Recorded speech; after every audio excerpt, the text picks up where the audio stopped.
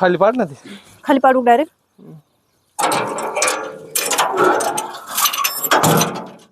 एवढं फुल केलं. अरे मग आता आपल्याला उस्तर ते फुल झालं आता मग काही बरं म्हणाल तसं लावायला. पाण्यातच लावायला. पाणी जिरून जातं ना लगेच मग बरं म्हण.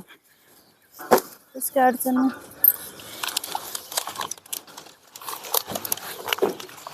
टेलर मध्ये रोप बसले नसते ना.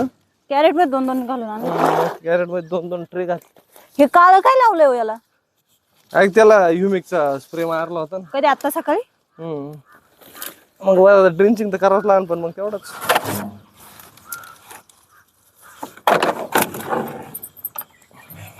चप्पल नाही घातली तुम्ही पायात? खाली किती रुतत? चिखलात काही चप्पल घालते. आता इथं काय चिखल आहे का?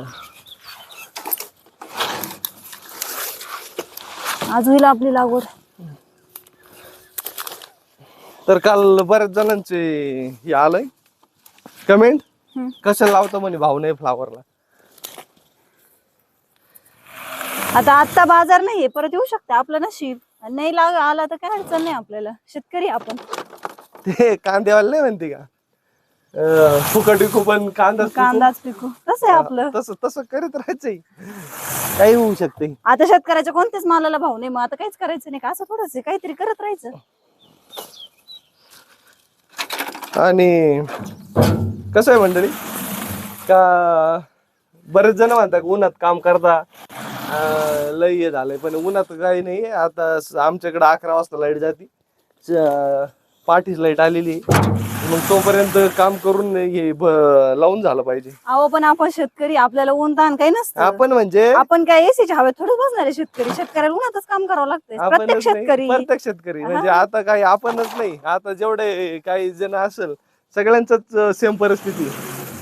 आणि शेतकऱ्याला उन्हातच काम करावं लागतं. काय विषय मंडळी, आता काही जण म्हणे का मजूर लावून पाहिजे. काय होतंय हाय ते 1-2 जण येत आहे लावायला, पण ते व्हिडिओ द्यायला नाही म्हणता नाही का. पण आपण कसं काय घ्यायचं ते, आणि त्यामुळे ते राहत आहे मदत आम्हाला लावायला. आणि कोणतं पण पीक करताना उत्पादन खर्च कसा कमी होईल याकडेच शेतकऱ्याचं जास्त जोर असतोय. त्यामुळं नुसतं करून घेणं, आणि ते नाही का इंद्रकर महाराज सांगता का बांधावर बसून शेती करायची, त्या शेतीला काय मजा नाही. स्वतः जर प्रत्यक्षात काम केलंय तर त्यामुळे जर उत्पन्न खर्च जर वाचलाय तेव्हा आपल्याला कुठेतरी काहीतरी शिल्लक राहते. आणि कसं आहे आपण हे ऊसात आंतरपीक करतोय म्हणजे